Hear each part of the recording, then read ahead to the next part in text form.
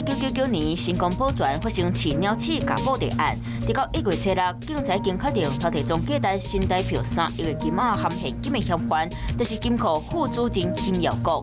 他一个人把这些钱开着运钞车再出金库，不过13分钟后就开车回来，2分钟后完全失去了踪影。 这个事件让全台湾的人拢惊到，不过金耀国走路到打21年，到即马嘛是无找到人。2006年1月7日，北韩头一摆轻弹试爆成功，这个消息毛国际拢惊一条。南韩进前侦测到北韩发生规模5.1的地动，怀疑可能和核子武器有关系。南韩专军警戒，每一个拢伫咧骂北韩。当然，和北韩是好朋友的中国，嘛反对北韩伫咧试核子武器。中国政府对此表示坚决反对。